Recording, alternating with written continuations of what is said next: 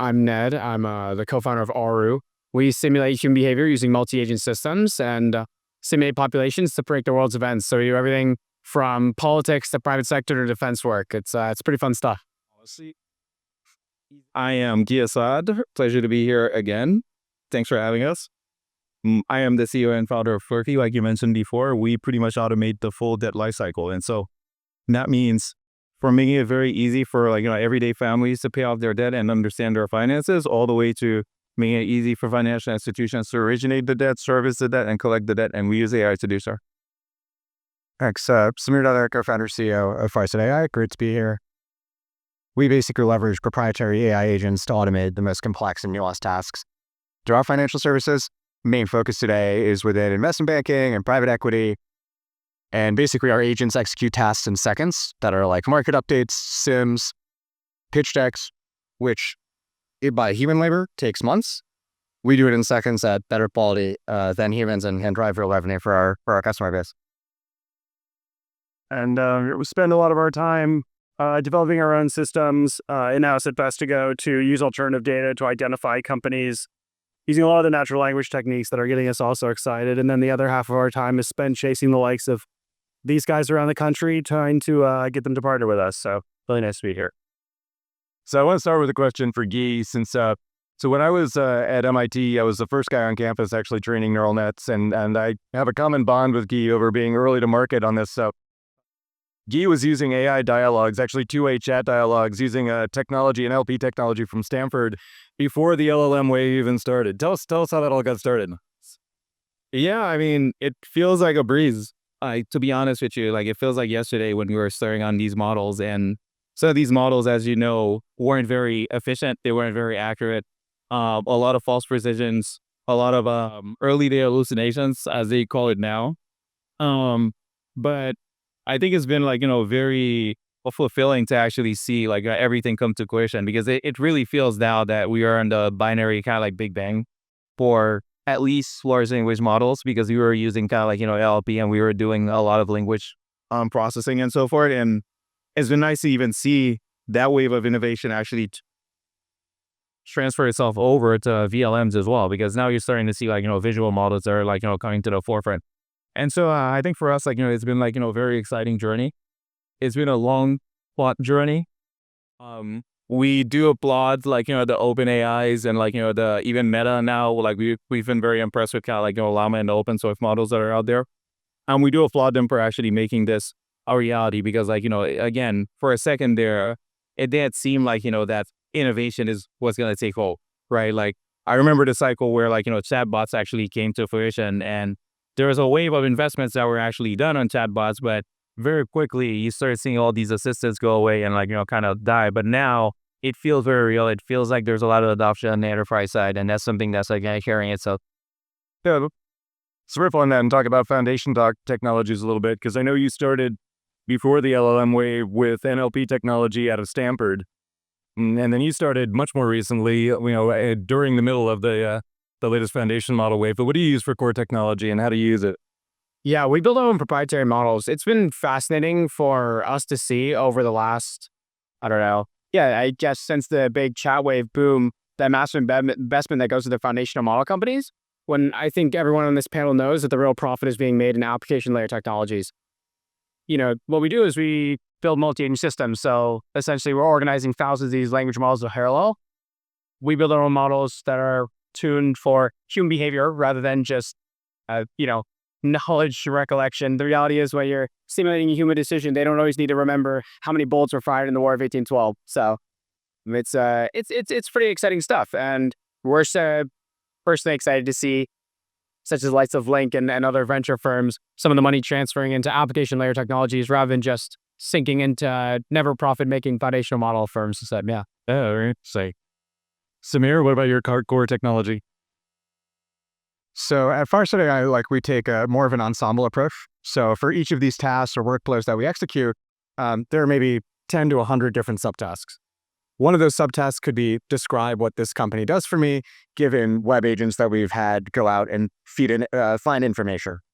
That task, ChatGPT is fine for. Even GPT-3 can do that pretty well. Then there are other tasks which are maybe more higher level thinking.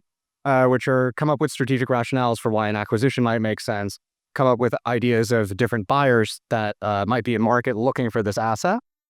And those are tasks where we use our own sort of fine-tuned models that leverage a lot of proprietary data that we've collected from customers and partners alike to basically come up with responses there that are better than not just GPT-4 or any foundation model out there, but better than human partners that are making multi-million-dollar bets and investments every year. There's been sort of an odd parallel, I would say, in our own journey at Vestigo with the technology disruption we've seen in the last 3 years. I mean, when we got started using these kinds of systems to identify early stage companies, it was like, the out-of-the-box autoencoder from sklearn, and then XGBoost. And then, we were on top of the mountain the other day, and Pablo was saying how his mind kind of exploded when he first saw BERT. I had the same reaction myself. We got started with BERT. And then it wasn't long after that Mira started writing books with GPT-2, and that didn't quite work, but it was like just unbelievable.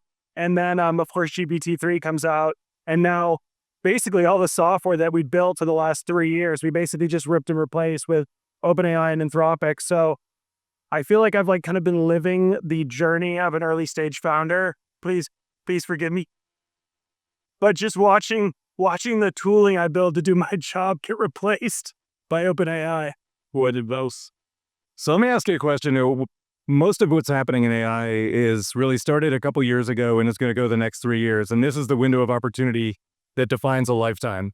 And I haven't seen this since the internet boom when I was, relatively young, first investing, first starting companies, 1994, 95, 96, 97. How you chose to use those exact years was life-changing. And if you sprinted full speed, you could change the next 30 years of your life. And if you missed the window because you're distracted, you're in grad school, whatever, you're out of the country, you missed it and it didn't come back again until today. You guys, what's interesting to me is that you're actually very different ages, but you've chosen to line up your entrepreneurial journey around the moment that the world dictates. And so, for Ned, it's like, I don't have time for college. AI is right now. For Guy, it's like, I have time for college and grad school, but oh wait, now AI is happening. I need to do it. For Samir, it's like, I cannot wait to get out of undergrad. I need to get into this revolution. Well, y'all managed to line it up so that you're here right now at the same moment in time. But I want you to just riff for a second on the decision-making process.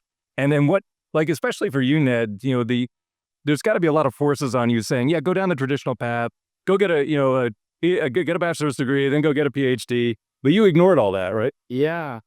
So, as you know, I dropped out of Harvard after literally 2.5 weeks. I just went to hold my position. I think there's two types of people who take massive risks. People who have nothing to lose and people with a massive safety net.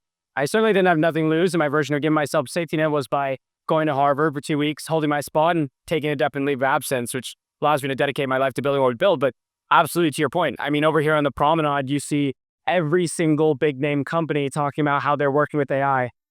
Excuse my language here, but it's all BS, right?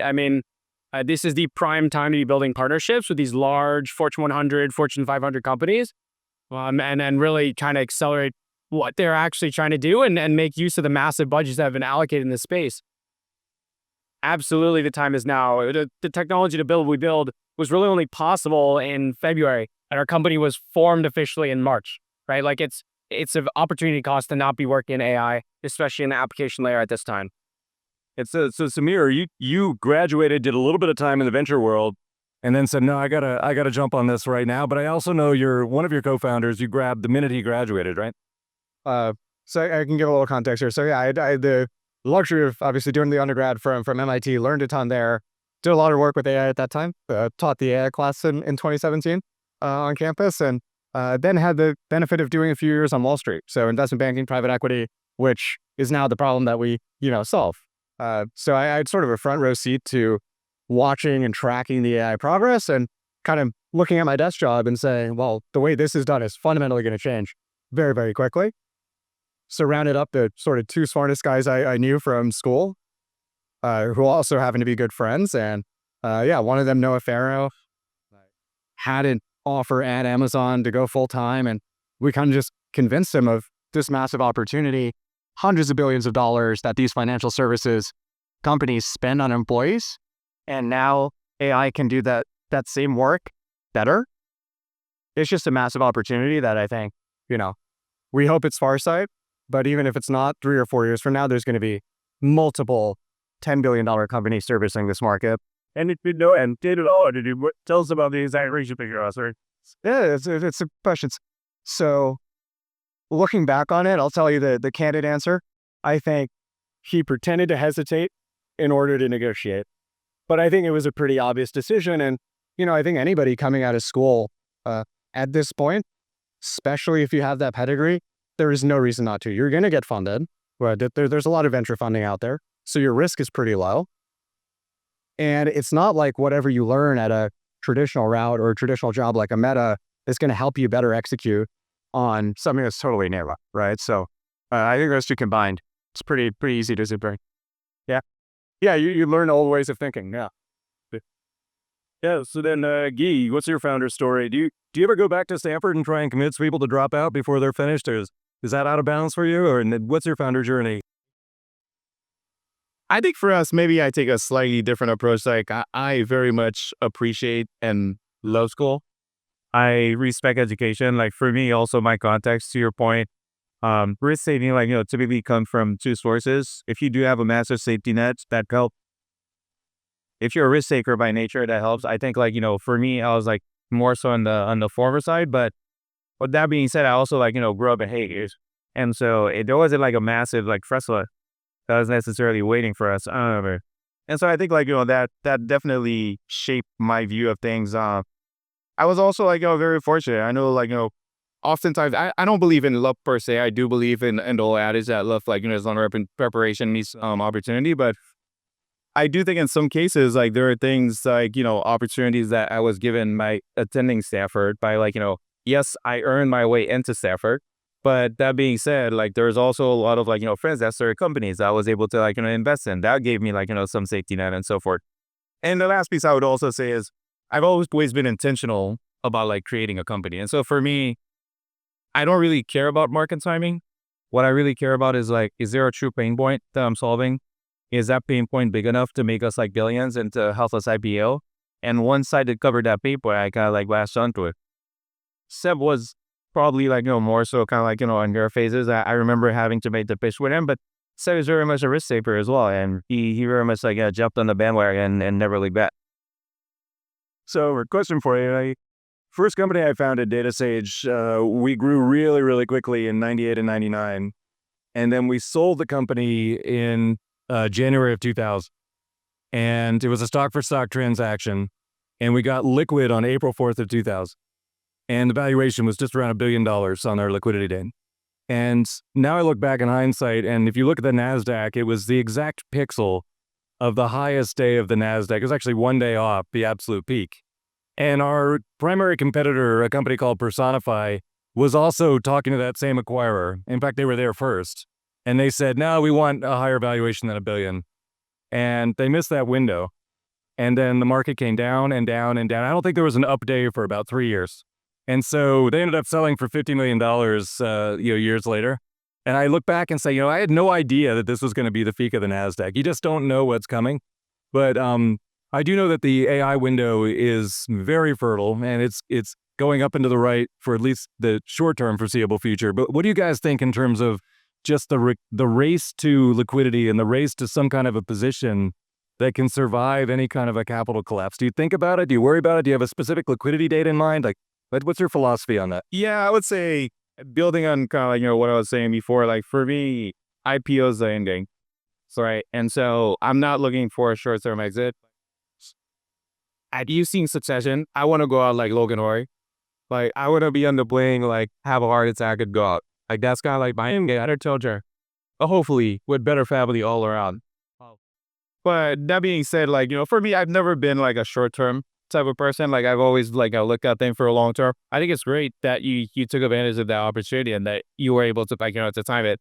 But I take as much fulfillment in the journey as I do for making money for my investors, which you're part of as well. But this is really what I want to do for the rest of my life. And so this is why for me it's less about a technological trend and more about solving that pain point, because I firmly believe that pain point is one that is going to continue to exist because like every year there's going to be more debt originated. Every year there's going to be more families like us struggling to understand that debt and like to pay off that debt. And so for us, this is something that like in theory can like last for generations and generations. And so I'm in no rush to exit. Seriously. So I'll talk about this a little bit less from the exit perspective and more from the opportunity perspective, where there's a clear time limit. We don't know what it is, but there's a clear amount of time where right now AI is the most important thing in the world for a large number of people. And 6 months from now, 2 years from now, 5 years from now, that will change. And so I think for startups, especially more at mid-AI stage, it's a critical window to get distribution and get traction before that market turns. Now, if you get there, you'll have opportunities different when, next AI winter does. I'd love to ask a quick question to all three of you, just given where we are, what we're talking about, and actually Dave as well. We talked about it a little bit earlier, but I think the pace at which, especially around code generation, companies will be sort of re-platforming themselves as they, get rid of legacy code debt is going to be happening faster and faster and faster. And I think there's also a lot of legacy SaaS companies that'll be replaced by startups that can generate their entire software stack very quickly.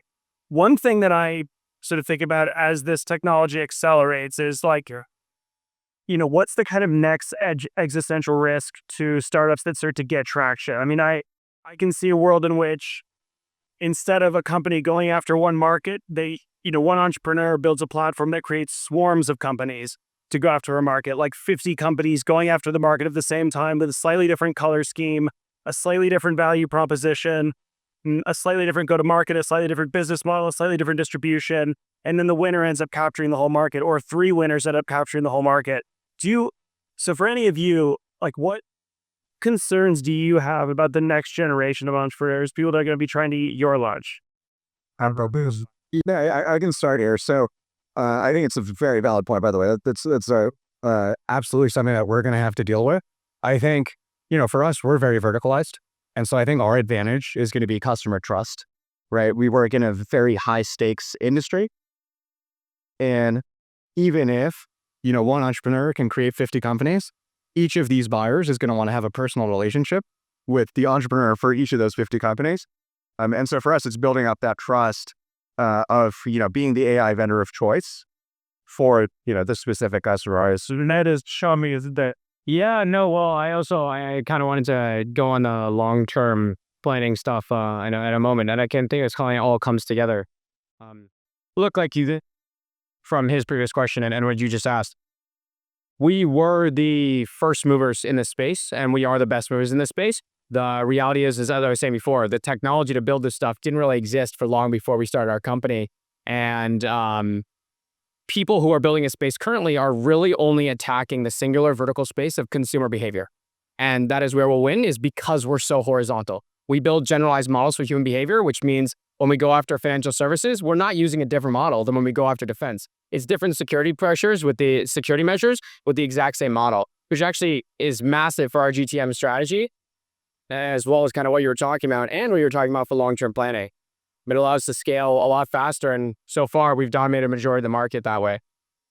I was thinking, like, even talking about long-term planning, where we chose location-wise, we used to be based in SF, and now we're based in New York.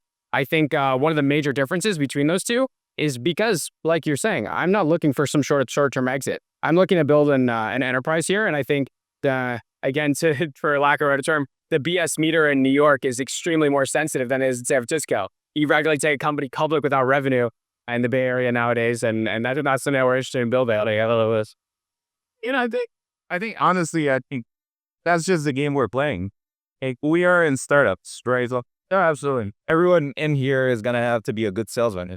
Yeah, if you look at Steve Jobs, the master greatest salesman. Oh yeah, that's right. And so I think that's like a core skill that's required. But you look at these things, and like OpenAI went from 0 to 100 billion in less than 3 years, right? And so these are things that are really happening in Silicon Valley. And so despite what everyone says, I know Silicon Valley gets a lot of bad press, but there's a clear distinction between San Francisco and Silicon Valley proper. Yes, we've always thought of San Francisco as the visitors. Those are bandwagon entrepreneurs, whereas Silicon Valley proper, where you're in the boring like Palo Alto, Stanford, and you're cranking or ironing the hero to work. So I think I would say, like, I'm not too worried about that. Going back to Fraser's question, my point of view is, look, I tell this to my team all the time. Time is by far the biggest enemy of every startup. Like, we're in a race against ourselves, right? And if you're solving a true problem, something that, like, is really, really hard, and you're doing so in a differentiated manner, you don't really have to worry about as a central threat outside of yourself and maybe some regulatory risk that might exist out there, right? And so I think, like, the way that we think about it is, like, are we continuing to move fast regardless of the climate? Are we continuing to, like, have that sense of urgency regardless of how well we're doing, and we're just going to continue to gallop at our own pace and, like, focus on the main problem that we're trying to solve. I want to pick up on that and ask you about your opinion of Elon Musk. You've got, for the first time in world history, an entrepreneur able to concurrently manage 6 world-changing companies. And I think at least one factor in that is social media. And, entrepreneurs, when I had 23 companies that I was founding over the years, CEOs were very much out of the limelight. And now they're just all over social media. And I think the ability to attract great talent is so much higher now if you have a personality online and followers, and you're out there, and you guys are obviously not afraid to take a microphone. But so that's one factor in what Elon's able to do. Any other thoughts on why the world is so different now than just maybe 10 years ago? Yeah, I mean, I can take a stab at this, and I'll try not to cancel myself to the extent possible. I do think there's a timing component there that people don't necessarily realize. I think Elon is someone that, like, very much focuses on the task at hand, and he's going to try to basically get the job done by any means necessary. He's also someone that's very adept to the trends, and he understands the trends, and he knows how to take advantage of those. He did so with Tesla. He's doing so with X. And I think, like, that there's something to be said about just the intellectual horsepower of being able to also successfully manage multiple companies. The other thing that he does well, and, like, I've known a lot of people that work for a lot of his companies as well, but, like, he hires very good people around him. He's hard to work with and for, but he knows, like, how to identify talent and how to surround himself with, like, the right type of leaders to actually, like, take these dreams to fruition, but that also have the stamina to kind of, like, go through that birthing process, which is, giving birth to a company, which that's not what you did when you're building these models at Best CEO. Just to be clear. Sabir, you have any thoughts on what? Yeah, I have a lot of thoughts, but I'll try to keep it concise. I think the single biggest change over the last 10 years is that technical differentiation has been a lot harder to come by, because you have the rise of open source, you have the rise of global workforce, access to information is much easier. 20 years ago, you could build something fairly simple. It'd be 4 years before your competitor figured out how to do the same thing. That doesn't exist anymore. So in a world, you're building a tech company and technical differentiation is much harder to come by. How do you differentiate as a business? There's 2 things, right? One is hiring good talent. 2 is distribution. Elon has done a great job of building a platform that allows him to capitalize on both and actually create this flywheel where hiring great talent is driving better distribution for him. The better distribution helps him get better talent. Like, he's got businesses in 6 different industries. He can get into any room that he wants. And obviously that's Elon Musk. I think there's something to be said about, our generation of entrepreneurs effectively trying to do the same thing. So good, you've got your whole life in front of you. Is Elon an inspiration to you, or do you have any concerns about Elon? Or, like, if you had the perfect life journey, just in broad strokes for yourself, and you think 10, 20, 30 years in the future, like, are you going to have millions and millions of followers? Like, are you going to be, what's it going to look like in your perfect world? I wouldn't say fame is ever something that I would chase or be particularly, like, fascinated by. I think the opposite would probably be the goal. Okay, I'll give you, like, an example. We do a lot of political work, right? That's a section of our business where we'll replace polling with synthetic agents, no serve people, and it's more accurate, etc. There are campaigns that operate almost purely based off our data, and none of them will ever be able to publicly announce they use our software, because no one's constituency wants to hear, oh, how do you know what I care about? I asked a bunch of robots. Like, it's just the reality of the tech that we build that it's genuinely scary, simulating human behavior, especially when you talk about a lot of larger applications on a geopolitical scale. I once had a reporter, editor-in-chief at a large paper, tell me in our first meeting at the end that there was Cameron's my co-founder. He goes, she says, there's a movie about you and Cameron, and both of you get shot in the end, and everyone claps. I said, okay, well, that's a great way to end a meeting. But the reality is it's like there are a lot of things attached to the work that we do that we have to be very careful about. We spend a lot of time talking about how we implement safe AI, et cetera. And I don't think ever being massively in the public eye will be a benefit to us. So, but let me get down and dirty then. So you don't want to be famous like a movie star, walk into a restaurant and can't eat. On the other hand, suppose you're trying to recruit a really, really difficult recruit, somebody you desperately want, so like a young Andre Carpathy. And what's your optimal footprint and number of followers to achieve that goal without tripping over the first wire? I'd say it's less an optimal number of followers and more an optimized H-index. I think being known in academic circles is something that we strive to have at ARU. Our research team is really great. We've just hired some tenured professors, which we're super excited about, and we still let them publish, right? Like when we're effectively like a private research lab in some ways, and we still let them publish, which helps us get well known in the academic circles and bring on the right people. I don't ever think our best recruits will be coming from X, to be candid, but we'll see. Okay. All right. Well, we have 1 minute, and this is always a great opportunity in this context here in Davos. If you want to recruit that person that you're really desperate for, the video from here is usually very, very valuable as a tool in that. So you have about 30 seconds to say, our company, our culture, our mission, you really want to be here. Yeah, sure. We at ARU are in New York 6 days a week, full-time, in person. A lot of people come in on Sundays. Palmer Luckey has that whole thing where he says, how do you recruit from OpenAI or FANG companies? He just tells them that anything else they could be doing is useless. I don't think he has the right to say that because all he does is build missiles. I think we do have the right to say that because we predict the future. We're a ragtag group of cowboys, effectively. Majority of us are pretty young, and we work on some pretty crazy stuff. So yeah, that's pretty much it for me. And just being Marsh. I mean, I'll keep mine short. Like, if you know, you know. And usually they know, and they apply. So. It's just tough to follow that one. Yeah, so look, I think Farsight AI, we're approaching a really interesting inflection point, have a lot of great traction, selling into the enterprise. And I think, the next year or two is going to be a really exciting time for the business. So right now, we're seeing the early signs of product market fit and paying customers and all of that's great. And I think 2 years from now, it'll be too late. We'll have already sort of taken this massive market. We're engineering is all core MIT graduates, have equally high bar for sales, operations, everything else that we're hiring for. So it is a very competitive market, financial services AI, but if you look at us and you look at all the other AI startups and you're evaluating on team, I think we're the one that, you'd want to be a part of. And so, Fraser, if somebody needs money, why would they take money from your Fraser and spell? That's a good question. No, I mean, I would say I think the strength of our portfolio speaks for the quality of our decision making and the quality of the relationships that we build with entrepreneurs.